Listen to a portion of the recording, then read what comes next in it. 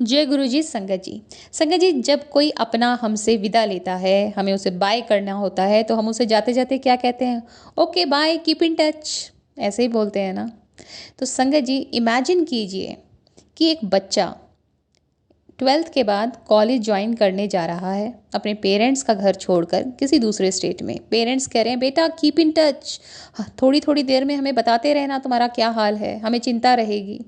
बच्चा कॉलेज जाता है, थोड़ी थोड़ी देर में पेरेंट्स को फ़ोन करता है, मम्मी आज ये हुआ, आज मैंने ये खाया, आज मुझे यहाँ परेशानी आई। अब पेरेंट्स को एक संतुष्टि रहती है कि हाँ, बच्चा हमें सारे हाल चाल बता रहा है। धीरे धीरे बच्चा जो है उस कॉलेज में पुराना होता है, उसके यार दोस्त बनते हैं। अब उसने पेरेंट्स को फ़ोन करना कम कर दिया, अरे मम्मी पढ़ाई का प्रेशर ज़्यादा है इसलिए टाइम नहीं मिलता है। और अब जो भरोसा है वो दोस्तों पर ज़्यादा हो गया। जब भी किसी परेशानी में फंसता है दोस्तों से बात करता है, पैसे की मदद चाहिए तो दोस्तों से लेता है।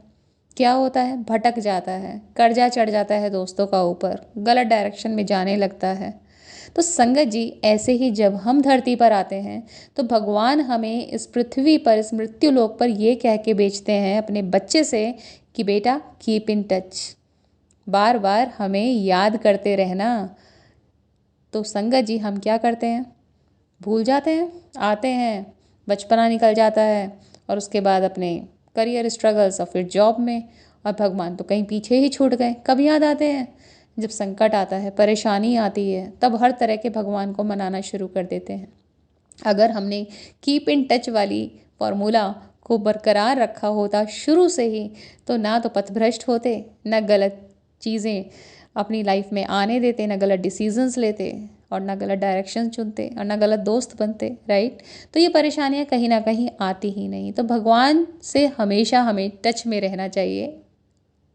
कहने का मतलब ये है कि भगवान की भक्ति करते रहें, सेवा सिमरन से जुड़ें, नाम जप करते रहें और भगवान से कीप इन टच रहें।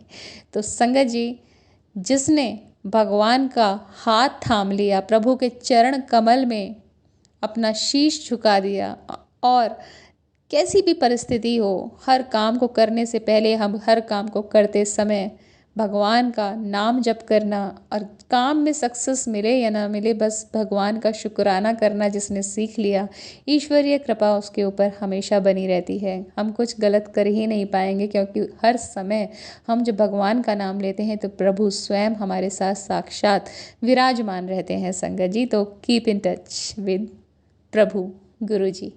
जय गुरु जी, शुक्राना गुरु।